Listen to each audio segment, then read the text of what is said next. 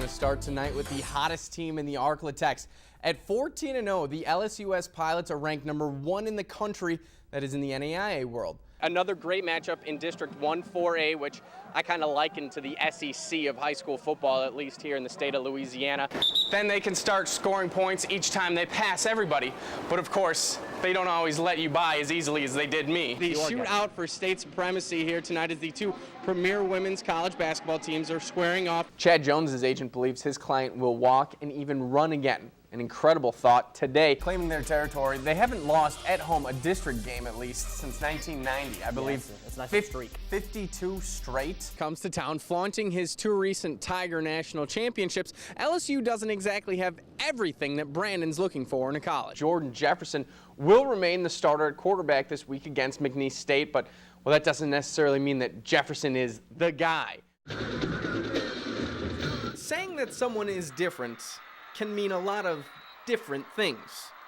At the very least, Texas High's Patience Beard is not your typical teenage girl. I see her accepting herself for who she is. I hear a lot of the other girls, they're worried about their weight, they're worried about hair, you know, stuff like that that they want to change. Patience is a 16-year-old cheerleader, confident, charismatic, and comfortable in her own skin. A stark contrast from the epidemic facing American teenage girls, most of whom are deeply affected by how society says they should look. It's hard. It's hard. Even us as grown women now. I mean, you know, I find myself doing it a lot too. And I can't imagine just starting out at 16. If there ever was a girl who has the right to feel self-conscious, well, it's Patience. But she is far from it, and a remarkable example for all. I don't ever remember having a left leg or a left foot. You see, when Patience was born, her left leg was shorter than her right. And so when she was less than a year old, they amputated her left leg. Ever since, she's worn a prosthetic, and as you can see, she does not try to hide it. I mean, why not get crazy designs? Patience does not have any limitations on her whatsoever. She really sets her own goals, and that's the sky's the limit. I've never known any different, so I've never had to adjust. Like, I don't ever worry about hurting myself. I just kind of worry about this hard plastic leg hitting someone in the head. Right. We always kept a good humor about everything, you know, everything with her. I can't tell you how many times I've seen her fall on her face, you know, because her leg was messed up or something, but she just gets up and she's like, I'm okay, I'm good, and we keep going. Whenever I was little, I wanted to know if they, like, helped me out a lot, you know, like, treated me any different than my brothers, and they were like, no, we didn't want you to be treated handicapped. So they never, you know, did anything for me that I couldn't do for myself. I wish I could say that I could take credit for some of what she's got, but I don't. I just really believe that God gave her what she needed to get through it. Patience's leg does not make her any different from anybody else. But make no mistake, you won't find many girls like her. In Texarkana, Gavin Moberg, NBC6 Sports. With basically the same Bearcat team on the court from last year to this year, things are looking up. And I mean way up.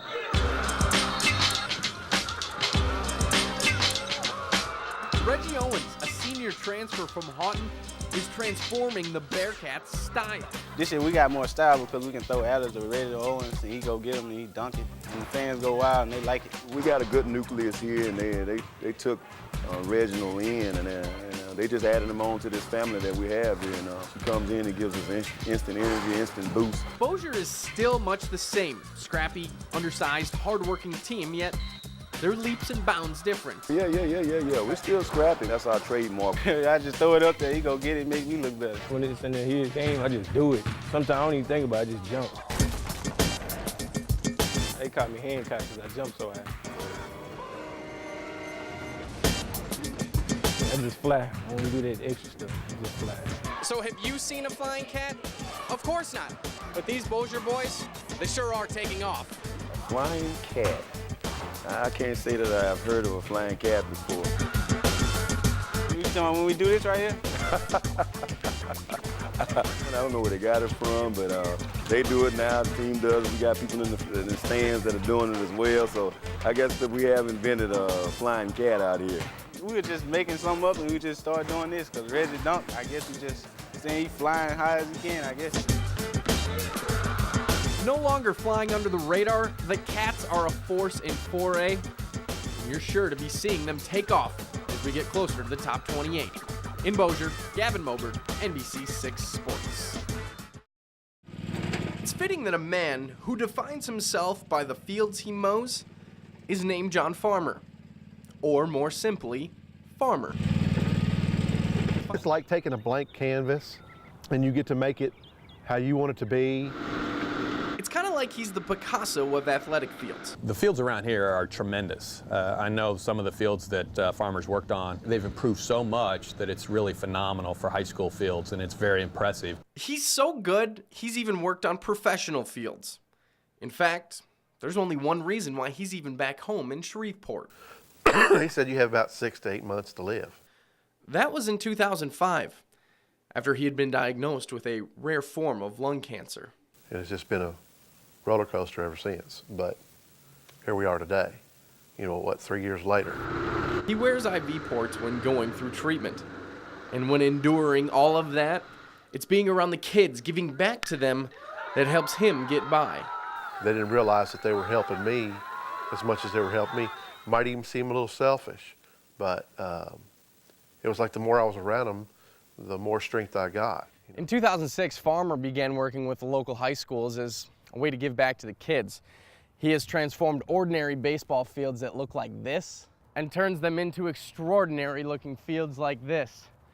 Farmer's fields bring a piece of the big leagues to the local ball players. I thought it was in good shape until he came out and showed us that it could be a lot better.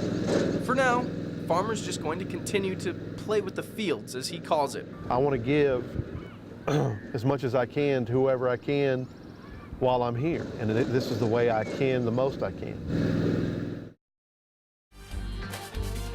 Well, hello and welcome back. LSU Hoops on the road today at Kentucky.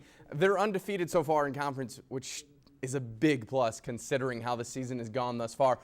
But isn't there always a but? The negative is they're taking on the Wildcats from Kentucky, who are ranked 15th in the country.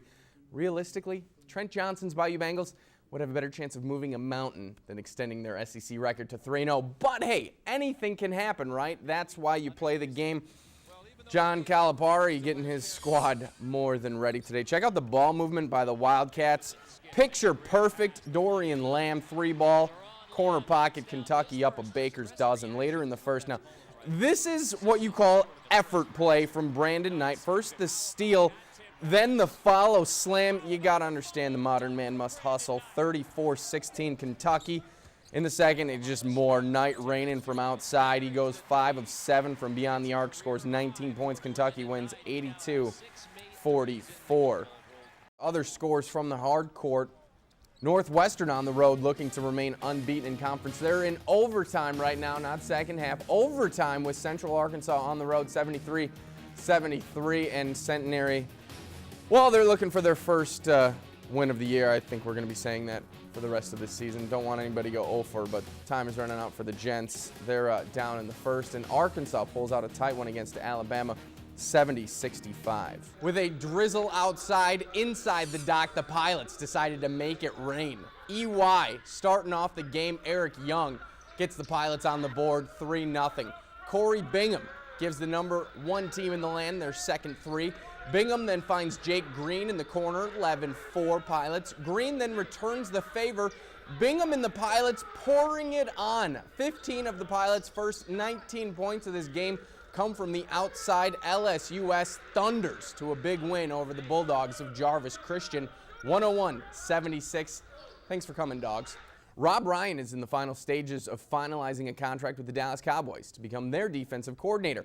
Ryan spent the majority of his day at Valley Ranch on Friday.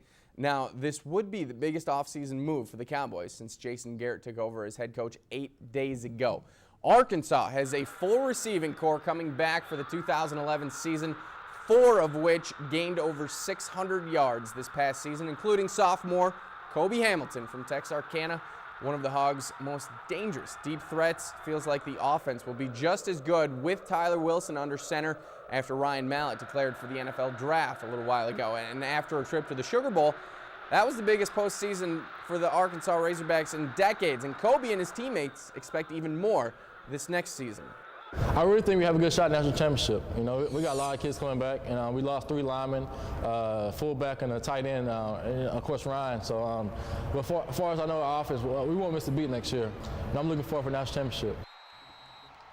And you can see that full interview with the former Texas High Tiger right here on NBC 6. That's tomorrow night at 10:30. So